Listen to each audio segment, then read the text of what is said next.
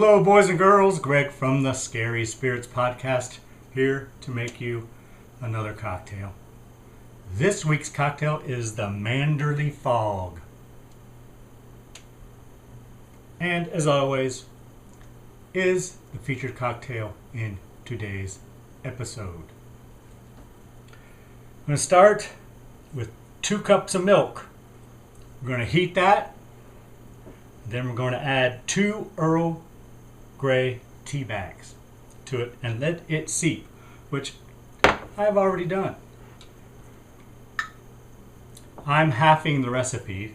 I'm only using 1 cup of milk, but I am using 2 tea bags because I like Earl Grey tea. Take those out. Then we add 5 teaspoons of honey.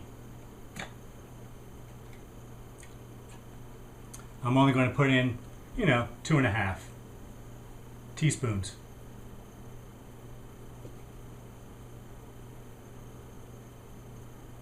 That felt right.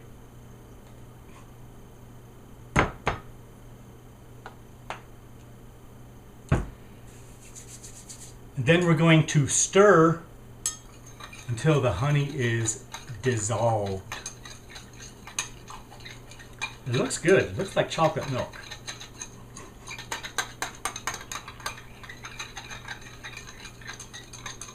Next, we're going to add, recipe says 1.5 ounces of brandy. I'm going to try to put in 3/4 of an ounce because I'm halving the recipe. Let's see how I do, boys and girls. Not bad.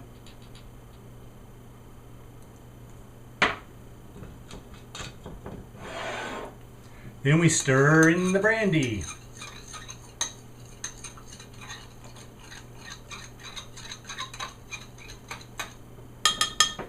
Then the directions say, pour into mugs or teacups and enjoy. The full recipe will make 2 to 3 drinks, depending on the size of your cups.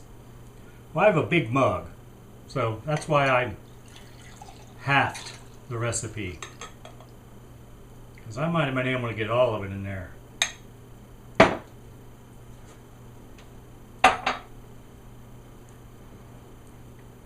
Alright.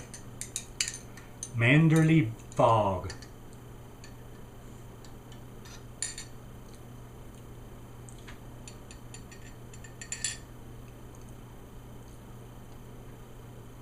Yeah, that's pretty good, especially if you like Earl Grey tea. Thanks for watching. Hope you enjoy the podcast. See ya.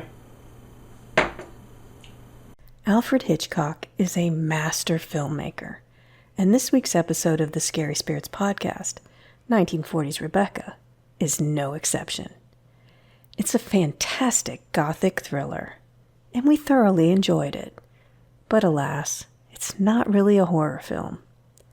Full transparency, you'll see what I did there. I was expecting ghosts, especially of a deceased first wife kind. But we get nothing of the sort. It's all figuratively, and not at all literally. And honestly, I wouldn't mind a few ghosts hanging around that big old house, just to spice things up a bit.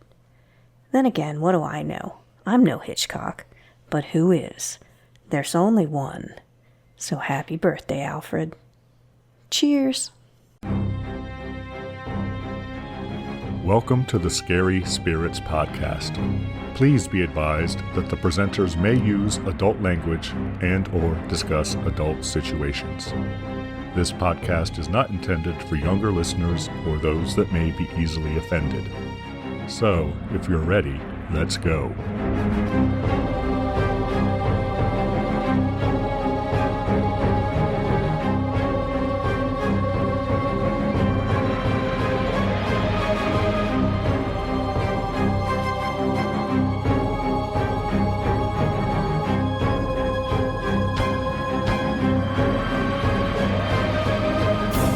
Hello, boys and girls. I'm Greg. Hi, everyone. I'm Karen. And welcome to the Scary Spirits Podcast. the podcast that combines the two very different but highly compatible worlds of scary films and alcoholic spirits. What could possibly go wrong? Indeed. How are you, Karen? I'm doing great. How are you, Greg? I'm okay. Just okay. Too hot out to do thirsty work today? Not today, but it was yesterday, Karen. No, but I We still got had most of it done. I still got thirsty work done. Didn't matter. Just had to, always. keep rehydrating. Yes, yes. We had a little spell there where it was just giving us a little bit of a break, hinting that falls around the corner and then bam, right back in the 90s. Yeah, well, it felt over 100 here. Yeah, it was bad. It was. Like I wouldn't even take the dog out because he's a little dark colored dog. Yes, I agree. So I got to get up extra Been a early little to much run for mine. him. So. Yeah. All right, but we digress. Yes, Enough we about do. the weather. Was this film your choice, Karen? Yes, it was. And what film have you chosen for us this week? I chose the 1940 film directed by Alfred Hitchcock, Rebecca. Any reason you chose that film? Well, if you listen in order, this is coming out on Mr. Hitchcock's birthday. So we were celebrating that. It is. Mr. Hitchcock was born in 1899, Karen. I think we've already done a film to celebrate his birthday, maybe, but maybe not. No, I we've think only so. done Psycho. Well, we did The Birds too, didn't we? Yeah, yeah. We probably did one of those at one point. Happy birthday, Mr. Hitchcock. Do you have a cocktail to go along with it, Karen? I do. And what would that be? It's called the Manderley Fog. Any reason you chose that cocktail? It's the name of the house. Oh, okay. It's the name of the house in the film. It's a cocktail made up by someone from rachelpounds.com. It's inspired by Mrs. Danvers, and the drink is designed to evoke the character's cold, brooding presence. It's a warm drink, so I don't know how it does that, but hey, Yeah, and actually she based it on the book, Rebecca. Yes. I think it's okay. I think it fits. I don't know. Whatever. It's very English, so there you go. And how would we make Manderley Fog? You need 2 cups of milk, 2 Earl Grey tea bags, 5 teaspoons of honey, and 1.5 ounces of brandy. You're going to heat the milk with the Earl Grey tea bags until it's hot but not boiling. Remove the tea bags and stir in the honey until it's dissolved. Add the brandy to the mixture and serve warm. And since I have been non-fancy lately, I really pulled out all the stops, Greg. Mine is in a bone china teacup right now. Yes. On a saucer. Did you say put into a teacup or a mug? It just says serve warm, so your skull mug is fine. Oh, what I saw says serve into a teacup or a mug. Oh. It should make 2 to 3 drinks depending on the size of your cup, it said. Oh. Well, yours is You didn't better. see that? Maybe it was on the next page and I only printed out the recipe. Okay. That's possible. Because that made me pause and say, I'm just going to half this recipe. Yes, I did that anyway because I knew it wouldn't fit in my dainty teacup that I have. Well, you could have had 2 or 3 with your Yeah. little dainty teacup. Yes, I could have kept it on the tea warmer and the whole gig. Well, I didn't do mine on the stove. I know how to make tea, Karen. I make it several times a day. So I just heat it up in the microwave. I did use 2 tea bags, though. I did not half the tea bags because I like Earl Grey tea. Oh, I did it on the stove. Okay. Did you use 2 tea bags or 1? I did not. I used 1. Okay. So you truly halved it. I did. Unless you put in the whole 1.5 ounces of brandy. I did. I did do that. Okay. I tried to put in 3/4 of an ounce, but it's probably a little closer to an ounce. I think I did pretty well. Should we give our friends and listeners time to make their own Manderley Fog? Is that right? Yes, Manderley Fog. Hold on.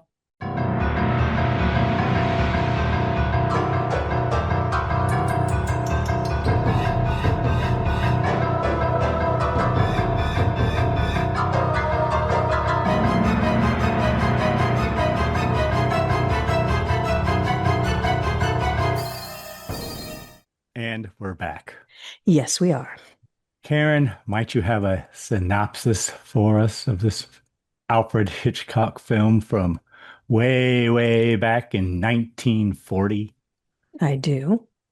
Go on, tell us all the story. Well, it's a story of a young woman who marries a fascinating widower, only to find out that she must live in the shadow of his former wife, Rebecca, who died mysteriously several years earlier. The young wife must come to grips with the terrible secret of her handsome, cold husband, Max de Winter. She must also deal with the jealous, obsessed Mrs. Danvers, the housekeeper, who will not accept her as the mistress of the house. Thank you, Karen. We are not a match. Is yours better? No, No. mine is a very brief synopsis. All right. Okay, Karen, tell us everything you were pleasantly surprised by or really enjoyed in this film. Well, first, I think we have to get the elephant out of the room, right? Okay, well, if you want to, I mean, I don't know what you're referring to, but go on. This isn't a horror film at all. And I chose it because I had seen something It's a long time. classified as a thriller, Yes, and it is a suspense. thriller, but it's not a Yeah. horror film. But I saw something a long time ago, and I didn't research it any further than that, was it said something like the new wife is haunted by the ghost of the old wife, meaning her presence in the house. But I took it literally Yes, that's what thinking I was thinking as well. that there was going to be a ghost in it, which I think would have been perfectly fine, Oh, yeah, honestly, I'm sure. in the story. But that was my mistake in picking this movie. It's not Well, a first, horror where did film. you watch it? Archive.org. Okay, because it's not on Amazon. So No. I found it on YouTube. How long was it? It was 2 hours and 10 minutes, it said. Okay, so was mine. I just wanted to make sure because I'd seen some that were longer and I don't know if they had commercials or added footage. I didn't. Yeah, it's a long one. I didn't mind that about it, but I do have to say it's a thriller and it's a good thriller, I think. But Well, I was going to say I looked for it on Amazon, and there apparently are some newer ones that have been made. So yes, there's it would be remakes. curious how much it differs. Probably not much. I'll bet someone will do it though eventually and put a real Put ghost. a ghost in there. Yeah. That sounds like something that Del Toro guy would do. So anyway, we digress yet again. What I liked about it, it's a Hitchcock film. It's good. The actors are good. There are great cinematic touches throughout the whole thing. It's very gothic. So it's not just a thriller, it's a gothic thriller, I think, especially the house, which is like a character. I like the twists and turns at the end. I didn't expect those to come out, a lot of them. I didn't know the story. I'd never seen the movie, so I liked the ride. Because I don't like when I figure it all out and I'm just waiting for it all to happen. And it wasn't like that with this one. I think there's some lesbian undertones in this movie, a little bit, which I think is great. Other than that, I mean, it's just good. I don't really have anything that I didn't, I mean, I have nitpicky things that I didn't like, but that's more for the time versus things I find wrong with the film. What about you? So the first thing I wrote is that Joan Fontaine. She's rather handsome. She's a Hitchcock blonde for sure. She's beautiful. I even say that when I was, But she's not blonde. I mean, well, she's not brunette. mm, She I might be don't a know. redhead, but she's a light. She's like a light brown. She's like now I have to It's look hard her to up. tell. It's I'm sure I already black and have. white. I know. I took her as a blonde-ish, maybe a dirty blonde. Yeah, the photos of her, she's the ones that are in color. She's like a dark brown with highlights kind of thing going on. So, I think she morphs into a Hitchcock blonde, but I don't think she starts out as one for sure. it's got nice shots in it, some good camera work, nice lighting. You know, it's a Hitchcock. Yeah, All the things you really cool expect. shots, really cool lighting. There Yeah, wasn't as much as I expected though. really. Yeah, I expected a little more, but this Was this his, this isn't his first one, is it? it was his first American film and his first with producer David O. Selznick. So So maybe, it's pretty early in his career, I guess you would say. He made his first film in 1922 apparently, but it's lost and was never finished. So, I mean, he'd actually done a lot of films, but this was his first American one. He probably did like 20 films prior to this. So you could tell he has a thing and he knew what his thing was, I think, at this point. true. I didn't see him in it though. Did you? No, I didn't. I didn't even think to look. I think he's in there somewhere, but I missed I it. don't know. I would have seen that in my research. Oh, apparently he is in it. It takes place near the end. He is seen walking back turned to the audience outside a phone box just as Jack completes a call. Oh, when he calls Mrs. Danvers. Yeah, I didn't fetch it. I Road's got good effects for what there are. They're pretty good special effects for 1940. Primarily the fire and everything. Yeah. Well, actually, only the fire and everything. But I guess you have to take into account the beach scenes and whatnot and the fog at the It's beach. good fog. I love the car scenes. That's very much, Yeah, I mean, well, it's Hitchcock. it's He does that 1940. all the time. It just makes me laugh. Usually in a convertible too, I Yes, believe. he likes a convertible. Well, who doesn't? And you said it's kind of gothic. I'm like, well, I mean, I guess it's 1940s gothic. You know what I mean? It's not Well, the like, house has this kind of the big, not stained glass, it's almost lead. more noir. Well, it's that too, but it has Gothic. I mean, Mrs. Danvers is very Gothic. The windows with the what are the lead lined? Hmm. It's not stained glass. It's clear, but it has the black lines in Leaded it. glass. Yeah. The big windows like that, and the furniture and the whole house in general. Next thing I'm going to say, I'm not sure if this is something I liked about it or if something I didn't like about it. But it goes to what you said about twists and turns. I just wrote conflicted. I was conflicted by this film at the end. Like people who I thought were bad weren't bad, and people who I thought were good weren't really all that good. And you know what I mean?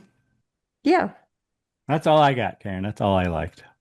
Anything you did not care for? Well, going along those lines, I mean, we only hear about Rebecca. It's kind of one-sided a little bit. I mean, everybody loves Rebecca, and then there's We this don't one. even know the new wife's name.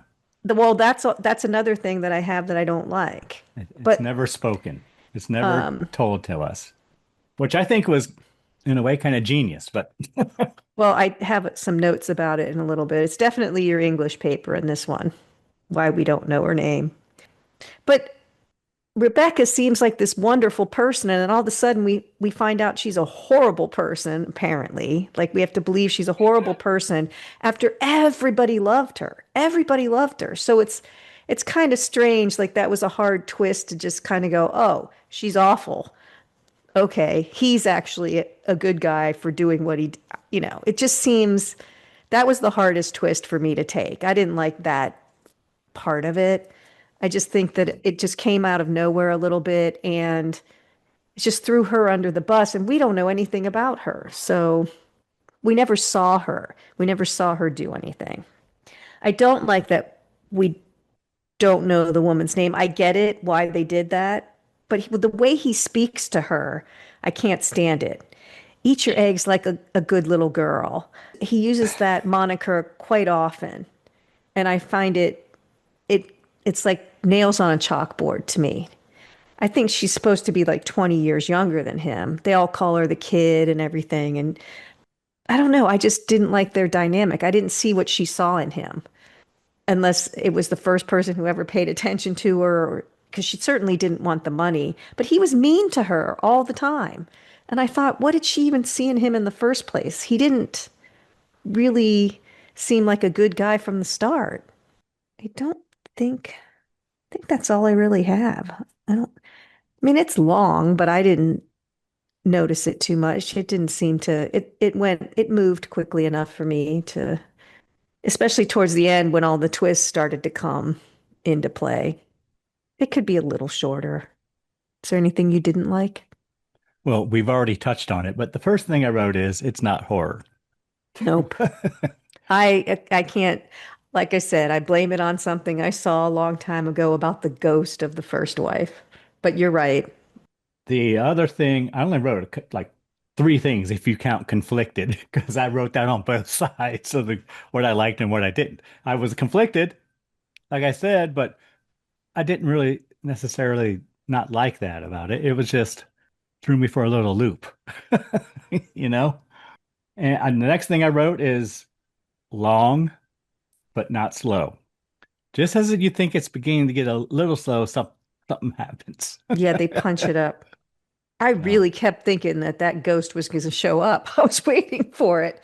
You know, she's going into the room, or I thought we'd hear it in the hallway, or I don't know. Oh yeah, me too. I just kept waiting, like, Especially when Mrs. Danvers was telling her about how right. she feels like she And here's hears the footsteps and all that. And I'm thinking, Rebecca and okay, here whatnot. we go. We're gonna No, get never it. And happened. nope. And it is interesting that we never see Rebecca. I mean, there are no flashbacks. You think Right. they would put, There are no photos of her anywhere. There's no, there aren't. All we see is her initials and name yes, her all over monogram is everything. everywhere. Yeah. But so that's not her in the painting, right? That's just someone that, and she wore that same costume. Okay, I got it. That I wasn't sure about. I You think talked the about Maxim. Yeah, he was a dick. yeah, I mean, I don't know what she saw in him. But I thought, well, he's Even when I they were kind of together, I kind of gave him the benefit of the doubt because I thought he was like had been tragically scarred by his wife's death. You know what I mean? And maybe yeah. he wasn't over it, obviously. That's what it appeared. I mean, what did they spend 4 days together and they got married? Yeah. And interesting you say that because that's what happened to his Yeah. first wife. Yep. 4 days together and got married. Well, no, they were married for 4 days before he knew how awful she was. Oh, okay. I knew there's a She four just days in told there him somewhere. after 4 days, she told him, hey, dumbass, I'm terrible. Yeah. Too bad for you. Yep, you're right. That old play. All right. Anything else comes to mind? No, I think it's a great film. I'm glad I saw it. I've always wanted to see it. So it is checking something off my list. And for those of you out there who I think you'll like it, it's a thriller for sure, but it's definitely not the ghost wandering around the house like I thought it was going to be. Okay. I'd agree. What kind of cocktail rating do you want to give it? I'm I conflicted again. I know, but I think we should give it a 2. It's an excellent movie. And just set aside that I picked a non-horror film for you this week. It's gothic, it's a thriller, it's film noir, it's horror adjacent. I'm going to agree. I say as a film, it's a 2. As a horror film, it's a 3. Yes. Right. But it's too good of a film to But get a I 3. love film noirs anyway, so I like that shit. So yeah, 2 cocktails. All right, Karen, would you like to hear a review from the time? I would. First, I have to tell you, this has an 8.1 out of 10 on IMDb, a 98% approval rating on Rotten Tomatoes. What do you think those Google users say? 96. Way over, Karen. Really? 87. Wow. I know. Harsh. They're probably expecting a horror film with a ghost walking around the house. I know. That's true. And couldn't get past it. Can't let it go. Review I have is from the New York Times, dated March 29th, 1940. Written by Frank S. Nugent. And I haven't read it yet. It's like a page and a half.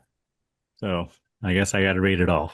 Before getting into a review of Rebecca, we must say a word about the old Empire spirit.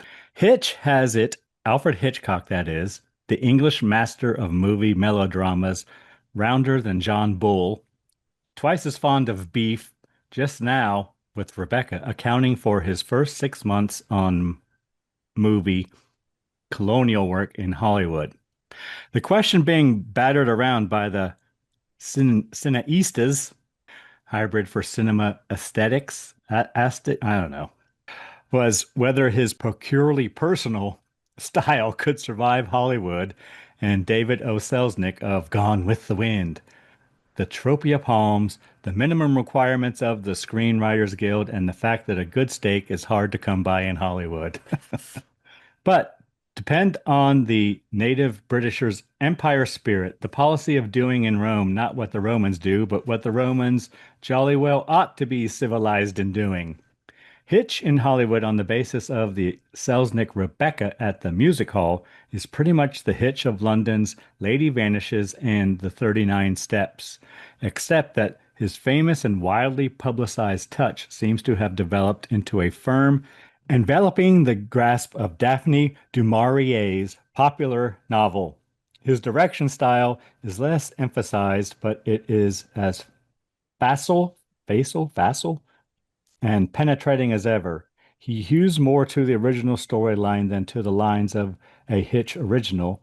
He is a bit more respectful of his cast, though not to the degree of close-up worship extracted by Charles Laughton in Jamaican Inn. What seems to have happened, in brief, is that Mr. Hitchcock, the famous soloist, suddenly has recognized that in this engagement he is working with an all-star troupe. He makes no concession to it, and fortunately vice versa. That's true. So Rebecca, to come to it finally, is an altogether brilliant film, haunting, suspenseful, handsome, and handsomely played. Miss du Maurier's tale of the second mistress of Manderley, a simple and modest and self-effacing girl who seems to have no chance against everyone's, even her husband's, memories of the first, tragically deceased Mrs. De Winter. As one that demanded a film treatment evocative of a menacing mood, fraught with all manner of hidden meaning, gated to the pace of an executioner approaching the final block. That, as you need not be told, is Hitchcock's meat and brandy. In Rebecca, his cameras murmur beware when a black spaniel raises his head and lowers it between his paws again. A smashed china cupid takes on all the dark significance of a blood-stained dagger. A closed-door taunts, mocks, and terrifies. A monogrammed address book becomes as accusative as a district attorney. Miss du Maurier's novel is an I book, quote-unquote I book. Its story told by the second. Hapless Mrs. De Winter. Through Hitchcock's method, the film is first personal too, so that its frail young heroine's different blunders, her fears, her tears, are silly only at first, and then are silly no longer, but torture us too. Rebecca's ghost and the Bluebeard room in Manderley becomes very real horrors as Mr. Hitchcock and his players unfold their macabre tale. And the English countryside is demon-ridden for all the brightness of the sun through its trees and the Gothic serenity of its manor house. But here we have been given Mr. Hitchcock and Miss du Maurier all the credit when so much of it belongs to Robert Sherwood, Philip MacDonald, Michael Hogan, and Joan Harrison, who adapted the novel so skillfully, and to the players who have recreated it so beautifully. Laurence Olivier's brooding Maxim De Winter is a performance that almost needs not to be commented upon. For Mr. Olivier last year played Heathcliff, who also was a study in dark melancholy, broken fitfully by gleams of sunny laughter. Maxim is the Heathcliff kind of man, and Mr. Olivier seems that too.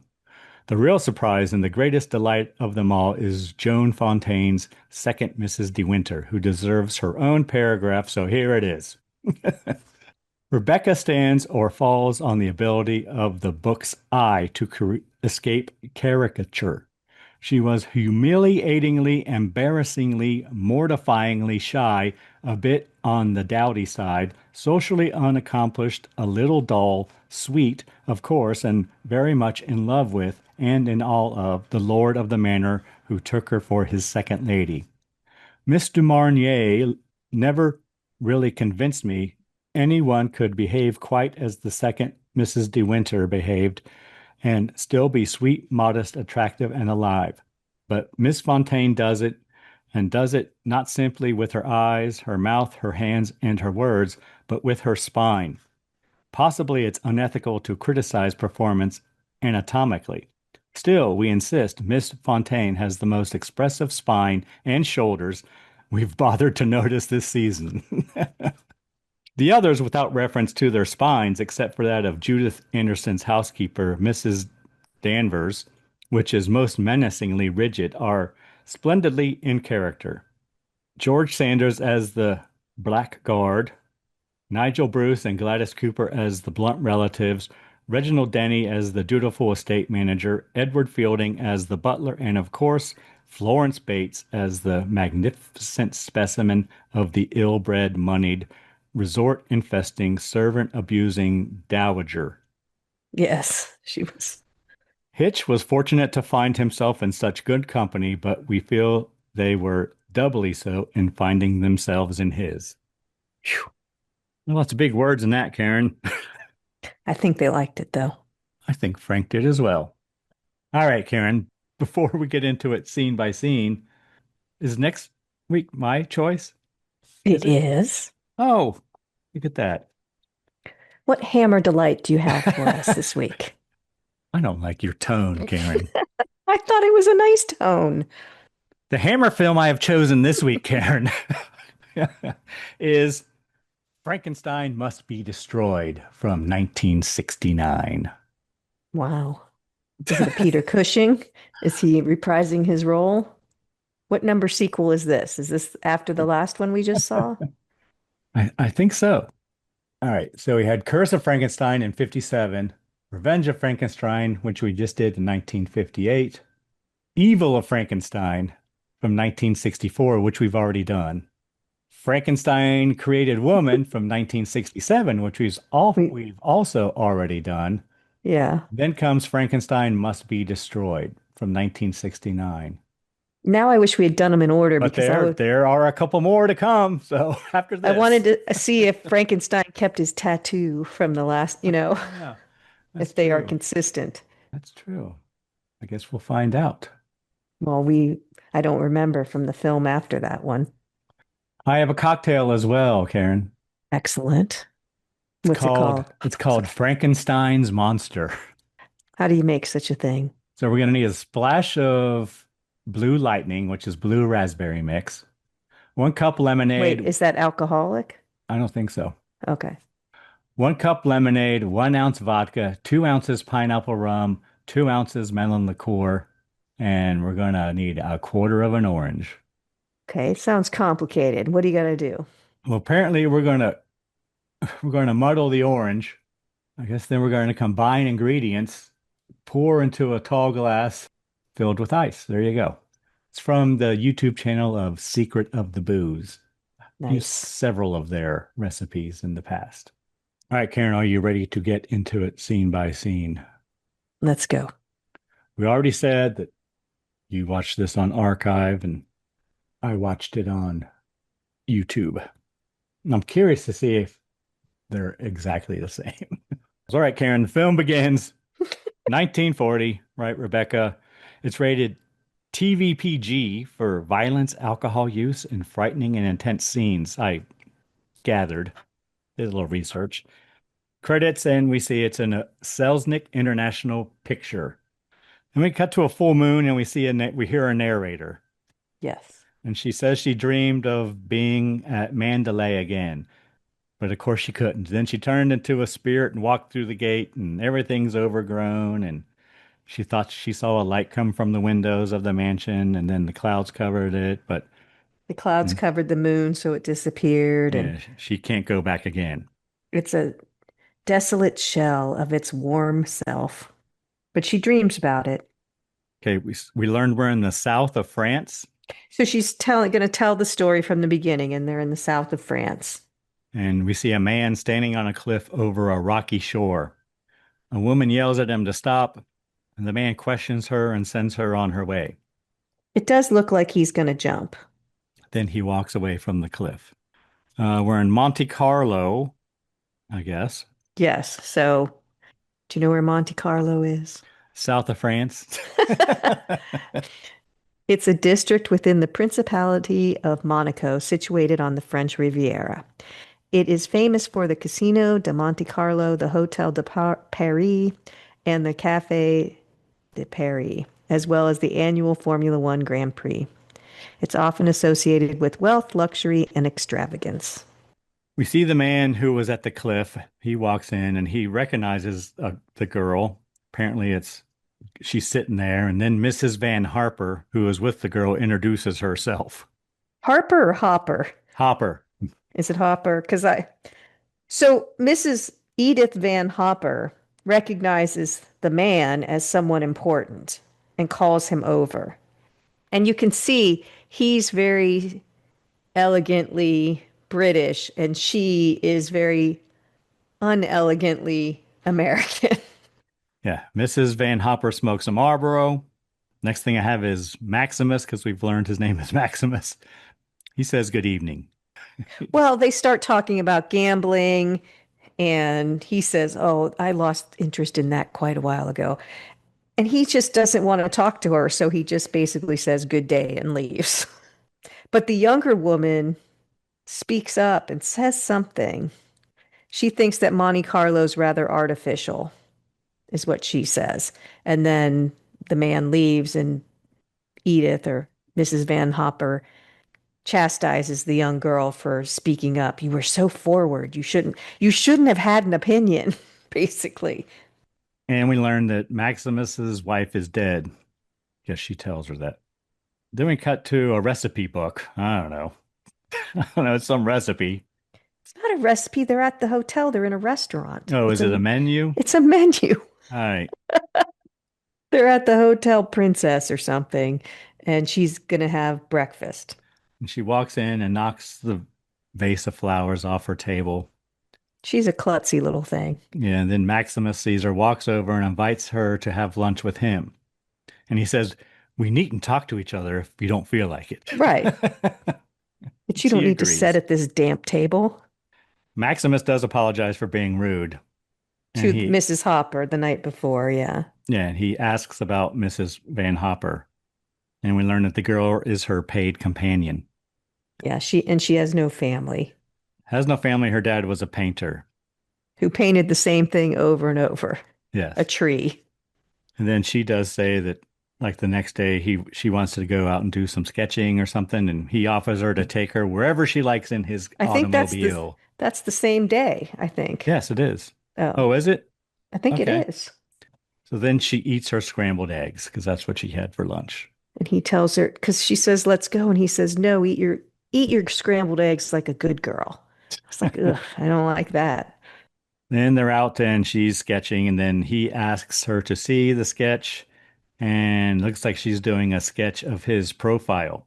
Instead of the water, which they're out looking at. Yeah. Girl makes small talk. She talks about fear of drowning. Yeah. She talks about the water temperature in England versus there. And then she talks about the undertow. But he gets upset. Yeah, and Maximus walks away, but then he does take her home. Yeah. He doesn't ditch her there. So then she's back at Mrs. Van Hopper's room, and we learn that Maximus's first wife drowned. Yes. We hear Mrs. Van Hopper talking about it. And he can't get over her and how beautiful Rebecca was. yeah, We she hear the tells same- him that yeah. her name was Rebecca Henridge or something. But so then we see the girl tossing in her sleep. Hearing those same things over and over. Yeah. Beautiful Rebecca. He can't get over her. He's a broken man. Maximus meets her in the lobby the next day because she's going out to play tennis, but he asked to take her on a drive instead. So Mrs. Von Hopper is sick. That's why she has all this free time. All of a sudden, the young girl has free time because Mrs. Hopper's bedridden with a cold. Oh, that would be nice. Oh, I have a cold. I can't get up. So she asks if she can go have a tennis lesson. And as she's on her way to that, Maximus intercepts her and takes her for a drive, and she just goes with him. Then we cut back to Mrs. Hopper's room. The girl arrives back. She wants her to make some calls for her. Then we have words to read. Dear Mr. De Winter, why don't you return my calls, you naughty man? As soon as I can get over this nasty old cold, I promise to keep you from being bored here in Monte Carlo, because I know that's just what you must be. Bored, bored, bored. In fond friendship, Edith Van Hopper. So do you think she's his age? Is she hitting on him, or I does think she? she's older. Okay, so she just wants to She spend might time with not be, him. though, actually. It was kind of hard for me to tell because he's supposed to be like 20 years older than the young girl. So was she hitting on him or just wanting to hang out with someone important? I couldn't tell. I thought the latter, but Okay. could have been, I don't know. But she says, bored, bored, bored. And then we cut immediately to Maximus dancing with the young girl. So I don't think he's bored. So we see the girl and the Maximus riding in the car. Girl wants to know why Maximus wants to ride with her in the car. He says he wants her company. He tells her that if she believes he asked her out for charity, that she can open the car door and get on out. Yeah, Go on, go. we don't want to hear this. You think this is charity? She cries. He tells her to call him Maxim, and then a love connection. Yeah. And she talks about she wishes she could bottle up all these memories in bottles like perfume, and then she could open them when she wanted to remember it. And he says something like those bottles have demons and won't let you forget things. So, and then he tells her, stop biting your nails. So, like, he's very, he's a fun sponge. Anything she wants to do, he's just like, he's not nice. But anyway, she thinks it's charity. He makes her cry. Cut Then to they her have a love room. connection. Cut to her room, and we have words to read because apparently there's a card there that says, Thank you for yesterday, Maxim. Note in the girl's room with roses. Mrs. Van Hopper comes in and tells the girl that she's learned her daughter is going to be married and they must go to New York at once. The girl tries to call Maxim. She is told that he is out riding. Getting ready to leave the hotel, the girl stalls and goes back to her room and calls Maxim again. Mrs. Hopper arrives and tells her the car is waiting, and she hangs up the phone, or the girl hangs up the phone. They leave and it begins ringing. She runs back in and asks the hotel clerk to ring Maxim's room once more. He is showering and does not answer. So she just goes up to Maxim's room. She knocks, and he tells her to come in. She tells him she is leaving. She tells him she is going to New York but doesn't want to. He gives her a choice of going to New York or coming to Manderley with him. And he wants to marry her. Silly Yes. girl. It's not a very romantic proposal. She tells him she does not belong in his world, but she does admit that she loves him. Hello, boys and girls. You know, doing a podcast can be thirsty work. Lucky for you, we have all our drink recipes on our website, scaryspirits.com. And if you want to see how each drink is made, hit up our YouTube channel, Scary Spirits Podcast, and watch me play bartender. I show you how to make every themed drink. Now, back to the show. Maxim calls down to the valet and tells them to have Miss Van Hopper come up to his room. And then the next thing I wrote is, he talks about making violent love to her. Okay. Behind a palm tree or something. It was. Yeah. Mrs. Van Hopper arrives and learns that the girl is engaged to be married to Maxim. Mrs. Van Hopper offers to stay and take care of everything since the girl has no mother. Maxim tells her that, nope, you should just go. Nope, just go. I want to keep it low key. He leaves. Mrs. Van Hopper doesn't think the girl can live up to being his wife and all the responsibilities. Yeah, she insults the girl. Yeah. Yeah, and the girl tells her that she should leave so she does not miss her train. Good day. Yes. So they get married. It looks like the justice of the peace. And then as they're leaving, Max buys her a bunch of carnations, looked like to me. They arrive at the house. Max tells her she doesn't need to worry about the house. Mrs. Danvers will take care of everything. She runs it. Don't worry, everyone's going to love you. Begins to rain on them in the convertible, and she sees the huge house for the first time. And it is a huge house. She meets all the staff. Mrs. Danvers is very cold, I wrote. See the clock, it says 6:50 p.m. I assume it's p.m. Mrs. Danvers comes into the girl's room, or I guess she's Mrs. De Winter now, tells her she needs a personal maid. And we Yeah, a learn lot of that, this is just to show how this young lady is just out of her element. She doesn't have a maid. She doesn't have anywhere to even know how to find a maid. So now everybody is calling her Mrs. De Winter. So I looked up, so I was getting frustrated trying to find her name. So I'm like, what am I supposed to be calling her? Did I miss it? I'm just calling her the young lady. In the novel Rebecca and the subsequent film adaptations, the second Mrs. De Winter is never named to emphasize her identity being overshadowed by the memory of the first Mrs. De Winter, Rebecca. This deliberate omission highlights the narrator's feeling of inadequacy in her struggle to step out of Rebecca's shadow. She's constantly compared to Rebecca. Her lack of name reinforces the idea that she is defined by her relationship to Rebecca and her husband, Maxim, rather than having her own distinct identity. And then it says, you can go on. The absence of a name symbolizes the narrator's lack of self-worth and her struggle to establish herself as the new mistress. She feels like an imposter. She has imposter syndrome, constantly living in fear of not measuring up. There's a uh, paper there. There's an yeah, English paper there. we learn that Maxim never goes to his deceased wife's room. We learn she's in the guest room of Yes, the house, and a there different is, wing. yes, Rebecca's room is in a different wing. And they don't even use the west wing anymore. They only use the east wing now. And Mrs. De Winters asks Mrs. Danvers to take care of all of the household stuff. Mrs. Danvers talks about the first wife's room. It's the only one that looks down on the sea. It's the most beautiful room in the house. Yes, and we see the door to the room, and there's a dog guarding the door. Well, or just waiting for the mistress to come back is kind of how it looks.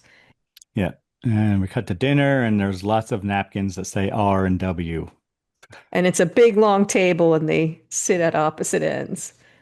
Next morning, she meets Mr. Crawley. He manages the estate. Maxim tells the girl to have breakfast. He has to go into town with Mr. Crawley, and he tells her that his sister and her husband has invited themselves to lunch, but he promises he will be back by then. Yeah, This is and they say if the sister doesn't like her, she's just going to tell her. I guess the sister's a little upfront or abrupt. But I did notice that the new Mrs. De Winter is carrying her purse in the house, which I thought was weird. Anyway, go on. Mrs. De Winter makes herself some tea and sits at the table all alone. Butler enters and asks if he can get her anything, and she says she is not hungry. She gets up and goes to the library, but the fire is not lit. Butler tells her that it is lit in the morning room, but he will light the one in the library if she would like it. So Butler Fritz shows her the way to the morning room. It was the first Mrs. De Winter. That's where she would do all of her correspondence from. It's kind of like her office. And then Yeah, when and no one asked the second Mrs. De Winter, where would you like to start your mornings? They just keep all the routines the same. and as she enters, the dog leaves the room. The dog says good day and leaves.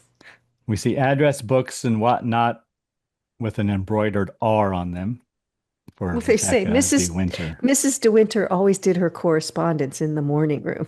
And the new girl sits down. She's like, I don't have any correspondence to do. Phone rings. I guess someone asked for Mrs. De Winter, and she says that Miss De Winter has been dead a year. I'm sorry. And she hangs up. Mrs. Danvers enters and tells her that that is the house phone, and it is probably the gardener asking what he should be doing.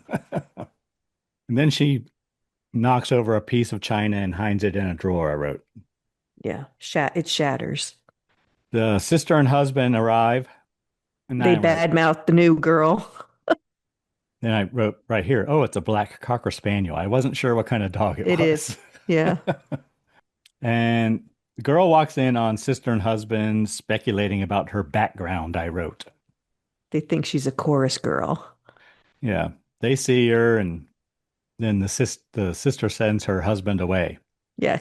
Get scarce. The sister, who is, I guess, is Beatrice, tells Yes. her that Mrs. Danvers absolutely adored Rebecca. Then we cut to lunch. Beatrice's husband is asking the new Mrs. De Winters what she does, because she doesn't go sailing, thank goodness, he says, but she doesn't do anything. Everything he says, she doesn't do She it. doesn't ride horses. She doesn't do anything. But But when he then he asks says about sailing. sailing, everybody, He says, thank goodness. And then yes, I it's wrote, kind of he funny. said something wrong there. Yes, that was not the right thing to say. Beatrice can tell the girl loves her brother. And I wrote, Beatrice actually seems kind of nice. Sort of, but then she's like, you got to do something with your hair. And is this how you're going to dress? Yeah, and she does assume that the new Mrs. Winter knows all about the first Mrs. Winter and what happened. Right. Which everybody seems to think, but no one's actually told her anything. And he does say that Maxim has these moods and he goes into terrible rages and gets crazy. And So Maxim comes and tells her he wants to go for a walk around the estate with Jasper, the Cocker Spaniel. They're walking around, and Jasper goes down to a cove where they used to keep a boat. yeah, down some steps. Yeah, Mrs. De Winter wants to go, but Maxim doesn't. Jasper runs away. Mrs. De Winter goes down and runs and looks for him. He barks at the door of a cottage, question mark, I wrote. Door opens and a man comes out and says he knows the dog. She enters the cottage to see if there's anything that she can use for a leash. The man asks her not to tell anyone that he is there. He was just organizing his shells. And then he says, she's gone to the sea, hasn't she? Yes. Not sure why he's in this particularly, but Maxim is mad that she went down there. He tells her to never do it again. He says they should have never come back to Manderley. yes, and she can tell that it's full of Rebecca's things down there. And right here in the YouTube, there's an abrupt cut of something. I can tell. But Mrs. De Winter goes to see Mr. Crawley. He is writing letters to the staff. I guess they're going to pay them double in honor of the marriage or something, or Yeah, and all of the tenants, their rent is free for the week. ah. Smokes his pipe and She offers to help him with the stamps. she asks about Ben down at the cottage. He says they give him odd jobs sometimes. And then she And starts asking about Rebecca. yeah, she asks lots of questions about Rebecca. And she learns that the boat she was on capsized and she drowned. But she confides in Mr. Crowley. They kind of make a connection. Yeah, she asks about Rebecca, and he says Rebecca wasn't afraid of anything. Then she says, where did they find her? And he tells her 40 miles out, 2 months after. She And she- says, please don't make me beg, but everyone thinks I know everything and I don't. And everybody's comparing me to Rebecca, and so she's having a little crisis and she wants to know. And we see that we do learn in this conversation, and we can tell he liked Rebecca. no, he tells her that Rebecca was the most beautiful creature he'd ever seen. Yes. So then we cut to, I guess she's reading books on beauty, Yeah, she's trying to up her game. magazines. Yes. And then we see Mrs. De Winter has a new dress.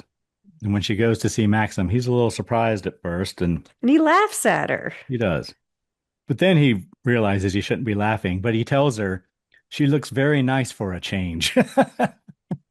Well, I think what he meant was, I, now that you say that, I don't know if that's what the way it was supposed to go, but I That's think the way I took it. he meant that it's okay for a change once in a while, but he wants her to dress the other way. Because he told her never to wear a black silky dress and pearls, because apparently that's the way Rebecca used to dress. So then they cut to watching home movies of their honeymoon. And he says right here, Won't the grandchildren be so delighted when they see how lovely you were? I know. I thought that was rude too. It was rude. Film breaks. Fritz the butler comes in and talks about Mrs. Danvers and one of the help are arguing because a china ornament has gone missing. And One of then, their treasures. yes, then Mrs. De Winter tells Maxim that she broke the ornament. Pretty Mrs. much right Danvers, away. I yeah, mean, but he and then does say, he well, we gets should just mad told us. You should have just told me at the time, but whatever. and he calls her an idiot. So then Mrs. Danfer arrives and Mrs. De Winter admits to breaking the Cupid ornament. They continue watching the movie after everyone leaves and Mrs. De Winter apologizes. She doesn't want Mrs. Danvers to be upset with her. She tells him that he probably married her because she's dull and there will be not be any rumors to spread about her. And that really makes him mad. There's a lot of good lighting and stuff in these scenes where they're watching the honeymoon reels and it's flickering light and you see it on her face and it's cool scenes there. Next thing I wrote is nice lighting. Maxim thinks he has been selfish in marrying her. Yes, and she's like, "We're happy, aren't we?" And he doesn't say anything. Like, But he, damn. he knows she doesn't have very much fun and she tells him if he wants her to leave, she will go away. He says he doesn't know anything about happiness, and then they continue watching their He says, movies. if you say we're happy, let's just leave it at that. I was like, what a dick. But then Have, wah wah, I don't know anything about happiness. and we have more words to read. Have gone up to London on some business of the estate. I shall return before evening, and certainly this brief holiday from me should be welcome. Maximum. He knows he's a dick. He just Yep, can't help himself. apparently not. The maid brings Mrs. De Winter tea and sandwiches. She looks out the window and sees someone in the west wing through a window, apparently. May tells her no one has used it since the death of the first Mrs. De Winters, Rebecca. She leaves the room and heads that way and overhears Mrs. Danvers talking to someone named Jack. Telling him Then, to sneak out the back or something. but as he is leaving, he sees the new Mrs. De Winter through the window and introduces himself. Yeah, he sees her hiding behind the door and knew she was listening to them. Mrs. And Danvers I thought introduces Mrs. him. Danvers had a boyfriend, but Yeah, that's not so what did it I. is. But she comes and introduces him to the new Mrs. De Winter. And Mrs. De Winter asks him to stay for tea, but Mrs. Danvers looks at him and shakes her head like no. And then Jack asked her not to tell Maxim that he was there. He says And he was Rebecca's favorite cousin. Rebecca goes to the West Wing. Mrs. Danvers catches her there. The room is exactly the same as it was her last night there. Mrs. It's a Danvers fancy room. Mrs. Danvers shows her around and shows her the first Mrs. De Winter's negligee. It's Yeah, she very shows her see-through. she shows her all of her outfits and she rubs her fur coat against her face, does it on the new Mrs. De Winter, then starts showing her all of her lingerie made by nuns and how see-through it is. So I looked it up. This film often is interpreted as containing lesbian subtext, particularly through the character of Mrs. Danvers. While not explicitly stated, Mrs. Danvers' intense devotion and possessiveness towards the deceased Rebecca are widely seen as suggestive of a deeper, possibly romantic or sexual relationship. Some critics and viewers interpret her actions, such as lovingly handling Rebecca's belongings and showing the second Mrs. De Winter her lingerie, as expressions of love and longing. I kind of got that. The scene where Mrs. Danvers shows the second Mrs. De Winter Rebecca's underwear is frequently cited as a particularly suggestive moment, with some arguing that it hints at a lesbian relationship and a desire to keep Rebecca's memory alive. So Mrs. De Winter goes It's to not leave. subtle. No. Mrs. Danvers tells her that she thinks she hears the first Rebecca throughout the house. She thinks her spirit comes back and watches her and Mr. De Winters together. Yeah, she's really mean. And then she says, listen to the sea. And then Mrs. De Winters, we see her in the morning room. I guess maybe the next morning. She picks up the phone and asks to see Mrs. Danvers immediately. And she finds an old invitation RSVP from Jack. She tells Mrs. Danvers to get rid of all these things. She is Mrs. De Winters now. She tells Mrs. Danvers that she will not say anything to Max about Jack's visit, and she would prefer to forget the whole afternoon. It's quite a cool scene. She decides she's, going to stand up for herself. So she wipes her tears and she says, get rid of everything. And Mrs. Danvers says, but these are Mrs. De Winter's things. And the young girl says, I'm Mrs. De Winters now. So she's starting to become stronger. And she basically says, I won't say anything if you don't. Yes. This is what she says. But Maxim arrives. Mrs. De Winter asks if they could have a costume ball, because that was the RSVP she found, I guess, to the ball. She promises that he will not be ashamed of her. He agrees. She wants to do it all herself, no help from anyone. She tells him she will design a costume all on her own and give him the surprise of his life. She says, what costume will you wear? And he says, that's my privilege of hosting these things. I don't have to wear one. So then we see her sketching costumes. Mrs. Danvers enters and, well, she throws them away because she can't make up her mind, I guess. But Mrs. Danvers enters and she has found the sketches and asks if she meant to throw them away. She suggests that she look at the family portraits in the hall to see the paintings and maybe she will get an idea. And she shows her a painting of one of Maxim's ancestors in a gown. And says it's her favorite. And I'm like, why is she trusting her? I wouldn't trust her. Night of the party, Mr. Crowley is there wearing his old cap and gown. Do you hear Ozzy every time you say that? No. Mr. Crowley? No, not really. Because they say Crawley. Crawley, yeah. Mm-hmm. And that's how his name is pronounced, actually. It is. Yeah. But then Beatrice and her husband arrive. Beatrice goes to see Miss De Winters, but she doesn't want anyone to see her costume. She leaves the room and goes down in her lovely gown. And I wrote, she kind of looks like a Southern debutante, but yeah, I don't know what kind of costume it's supposed to be. A Southern belle, maybe. And as she's walking down the stairs, I wrote, I have a feeling this isn't going to go well. But Maxim sees her and tells her to take it off. And someone says Rebecca, and I wrote, is a painting of Rebecca? No, but they say Rebecca wore the same dress. We find out later, yeah. Yeah, Mrs. De Winters confronts Mrs. Danvers. We learn it was the same costume the first Mrs. De Winter wore a year ago. Mrs. Danvers tells her she can never take the place of Rebecca. Mrs. De Winter cries. Mrs. Danvers opens a window and tells her the air will do her good. They're in Rebecca's bedroom at that point. Mrs. Danvers tells her that she should leave. She has nothing to live for. She tries to talk her into leaping to her death from the window. Yes. She's getting close, too, because the young girl's upset and she's relentless. Just do it. Then I wrote fireworks. Apparently there's a shipwreck ashore.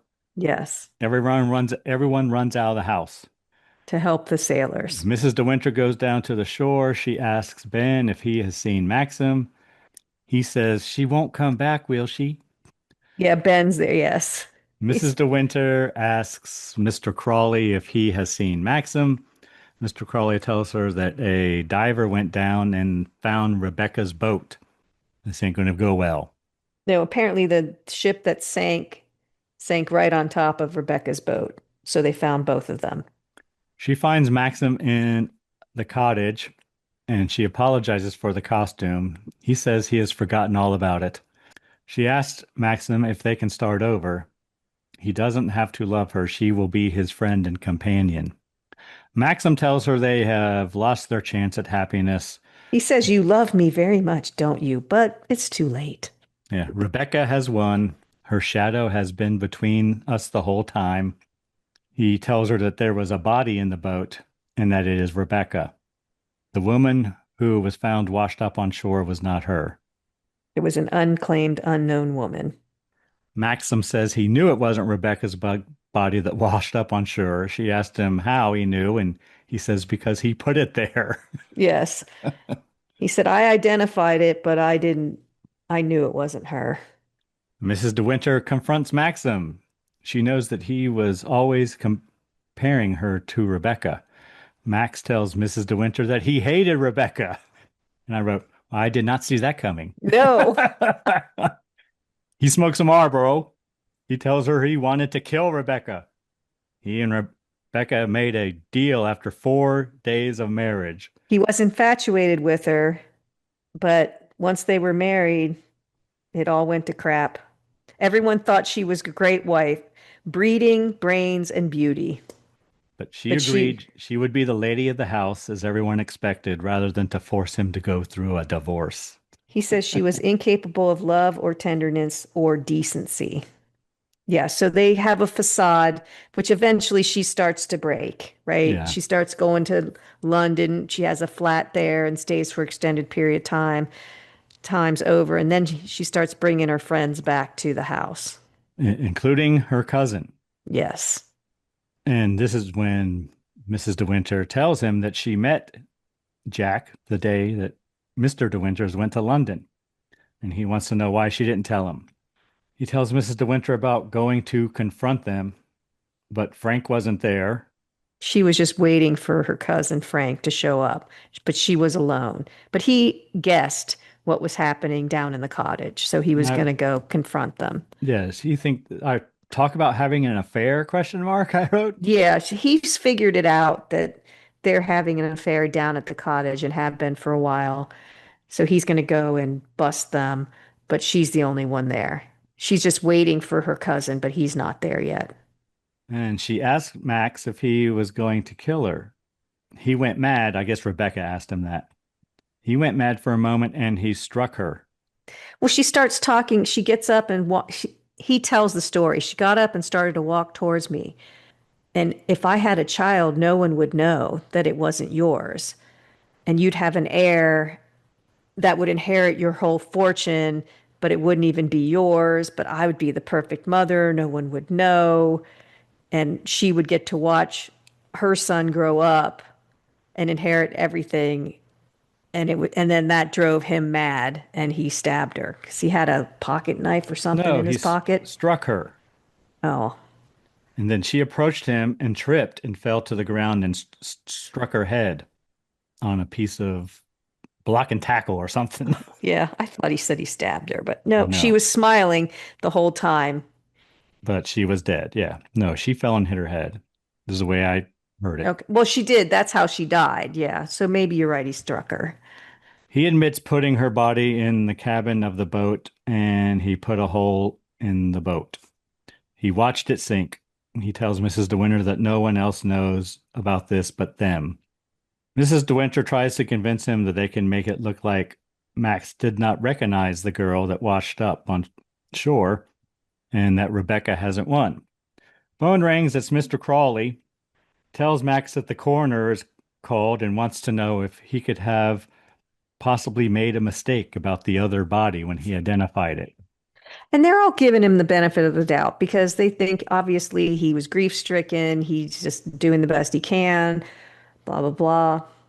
But as soon as he tells her that he didn't murder Rebecca, which I read somewhere is different than in the book, because in the movie with the laws governing how you can do these things in the movies, the Hayes Law or whatever, you can't let a murderer get away with murder in the movies. So they changed it to an accident. That's why it's changed.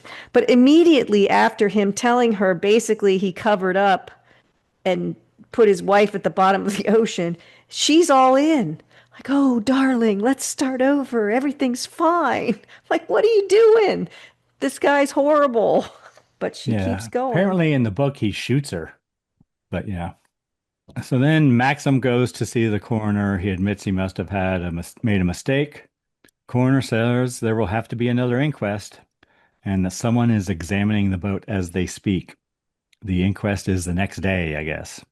Next day, Butler comes in to offer Mrs. De Winter the paper, and she says she would rather not see it, and she asked him not to show it to Maxim either.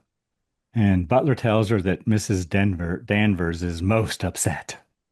Mr. Winter goes to see Maximum, and right here, my sound cut out. Oh, is that where they're They're talking in the talking. house? Yeah, they're doing a lot of talking. Here's They're where I doing wrote. okay. So what she's telling him? Let me tell you what I wrote first. They talk and embrace for a short time. Mrs. De Winter seems to be doing most of the talking. He kisses her on the forehead and hugs her. Then he puts his hand on her face and he talks a lot. They hug, they kissy face, and then sound comes back. So I have no idea what was said in that whole conversation. Okay, well, she wants to go to the inquest. He doesn't want her to, but eventually she's going to go. But she's telling him, no matter what they say, do not lose your temper. They're acting like he has this horrible temper, but we don't really see it in the movie. Like, I mean, he's got a little bit of a temper, but it's not terrible. You know, he's not throwing shit against walls No, or no, whatever. no, but But she goes on and on and on his about tone can be kind of harsh. yes, don't lose your temper, whatever you do. And then when he's talking to her, he's saying, well, you know, that innocent look is now gone. You've grown up a lot since meeting me, and he doesn't think it's a good thing, basically. And you can see it. She's a very good actress in that way. She does go from that naive. She does. She flips on a. And when you get to here, he knocked the innocence out of her. She's now matured. That's the kind of feeling I got from what I was Yeah. seeing, but I had no idea what was said. So then we have words to read. Careth Board School, 1872. I guess that's where the inquest is. And we see a police officer talking about his most famous arrest. Yeah, he's just shooting the shit with people outside. So then we have the inquest, and they question Ben. They want to know if he was on the shore the evening Rebecca died. He says he doesn't know anything. He doesn't want to go to the asylum. That's all he'll say. That's all he'll say. So they just like let him go. Rank and serial number. He's not saying anything. Then Frank waves to Mrs. Danford. And then they bring in the boatmaker. And he found that the sea cogs had been opened, and that's what flooded the boat. They're That's sea like cocks. Sea cocks. Which are, Greg, specialized valves that control the flow of seawater into and out of a boat through hole openings. They are vital safety components acting as a last line of defense against flooding in case of hose failure or damage to the through hole fitting. Seacocks can be closed to prevent water from entering the boat through holes connected to systems like sinks, heads, engine cooling, and other raw intakes and discharges. So they should have been closed, but they were open. He says, in his opinion, the boat was scuttled, and the holes make it look as if they were made from the inside. And I would like to say here that the new Mrs. De Winters does not have a poker face. She says, you won't even know I'm there at the inquest. She's front row center, and she's looking completely panicked as this is happening. He says it couldn't have been an accident. So then they question Maxim. They ask Max if there was any reason Rebecca would wanted to end her own life. And they ask if he and Rebecca were happy in their relationship. Well, he says no. He was honest. He said no. He didn't know any reason why she'd want to end her life, but he couldn't say whether they were happy or not. And then Mrs. De Winter collapses and they take her away. She faints at just the opportune moment. So Max takes Mrs. De Winter to the car and pours her some brandy. I think it's brandy. Yeah. Must have given her some brandy. Frank and arrives. they're smiling like everything's fine now. It's fine. It's fine. Frank arrives, and then Max comes as well. And then he invites himself to their picnic lunch because they got like a lunch basket there in the car. Yes. That's where he got the brandy. Then Frank eats some chicken wings, helps himself to lunch, and asks Max about the holes in the boat. He says he believes there was foul play. He's taunting Max at this point. And he says that he has a note that Rebecca wrote to him on the day she died. And then he asks, what do you do with the bones? as he's eating the chicken. Yeah. He throws it out the window, but Frank blackmails Maxim. He would like his advice on how to live comfortably without hard work. yes, he'd like a little country place. with a couple of acres to fish or something, he says. And they're going to go work this out in private in the local pub. So Max and Frank go into the inn to talk. Frank orders two brandies with soda. Then the colonel enters, police colonel, I guess, enters, and Max tells Frank to tell the colonel all about what he has proposed. Yeah, so somehow I think Max told Crawley to go get the colonel, Yes. and they all end up in the room together. And the new Mrs. De Winters is there also. It's basically trying to get Frank to admit to blackmail. Well, Go no, ahead and blackmail me. well, yeah. So he's telling him, he does tell the colonel that Jack is blackmailing him. But then Jack sort of takes over the conversation and starts talking, and he brings up murder. He doesn't think that Rebecca would have killed herself. Yeah, and he forces Jack to show the colonel his note. She had something important to tell him, he says. Frank accuses Max of murder. Frank says that Ben must have been a witness. Max punches Frank.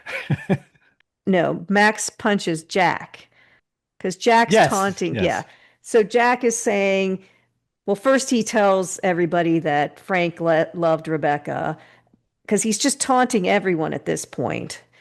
And then he pushes all of Max's buttons and yes.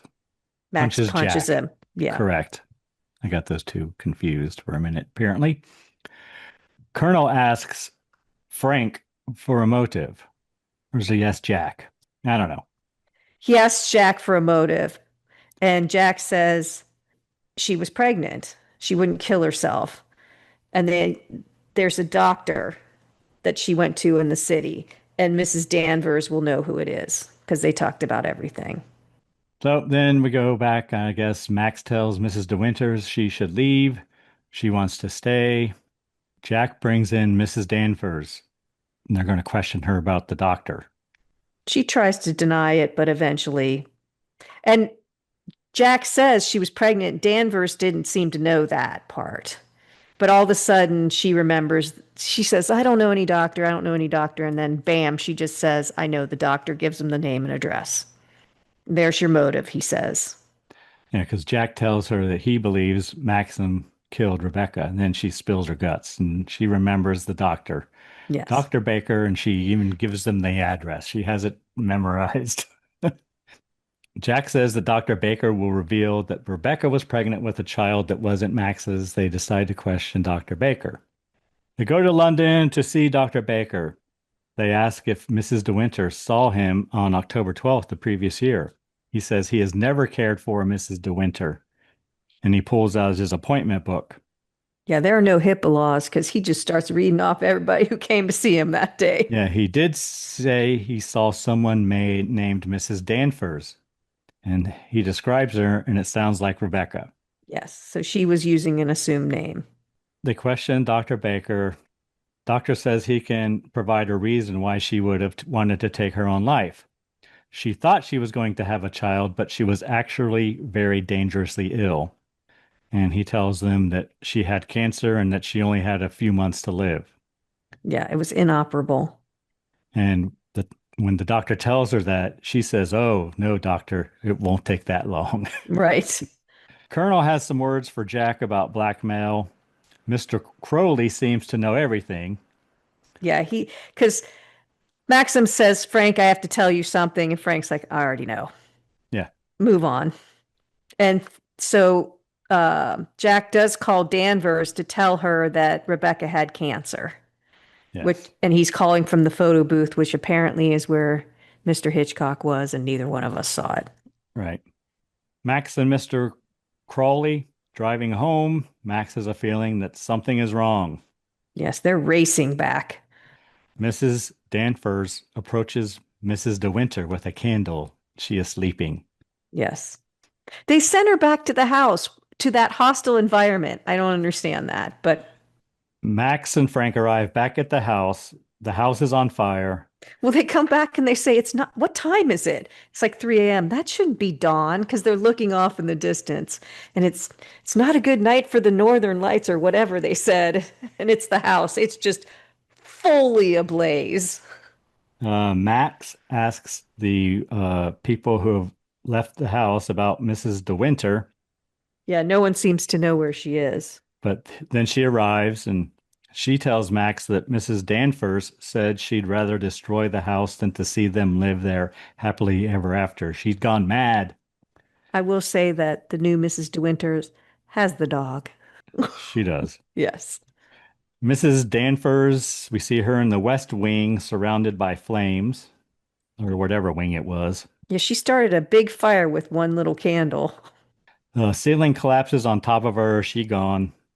And then we see Rebecca's bed going up in flames. The end.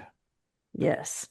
All right, Karen, what did you think of your Mandalay Fog. Manderley Fog? Is that what it is? Manderley Fog. I think it's really good. I think it can be Christmasized or like if you put a little Mm-hmm. peppermint or something in Or there. sprinkle some nutmeg on top, Yeah, or something like that. It'd be really good. It's very wintry, like sitting by the fire on a very cold day. It would be, especially if you drink it while it's still warm. yes, absolutely. Mine has evaporated. So, Mine is half evaporated and cold. yeah, it's very good. I liked it. Anything we learned today, Karen? We learned what English paper you would write for this movie if you were going to talk about why the new Mrs. De Winter is never named, what seacocks are on a boat and why they're important, some explanation of the lesbian undertones, a little bit about Monte Carlo, and where to look for Mr. Hitchcock in the movie. I think that's it, isn't it? Yep. All right. Anyone you need to thank this week, Karen? Greg, as always, we need to thank our listeners. There's so many podcasts out there. Thanks for spending time with us. How about you, Greg? Who do we need to thank on your end? As always, I'm going to thank the band Verse 13 for providing all the music in the Scary Spirits podcast. The music definitely makes the podcast better. Anything else, Karen? Please drink responsibly. Yes. Thanks for listening to the Scary Spirits podcast, where the movies might be iffy, but the drinks are always solid. We would love to hear from you. You can find us on Facebook, Instagram, and YouTube at Scary Spirits Podcast, or go to our website, scaryspirits.com. And if you want the direct line, email us at info@scaryspirits.com. If you really want to help us out, leave us a review on Apple Podcasts. And remember, always drink responsibly. See you next week.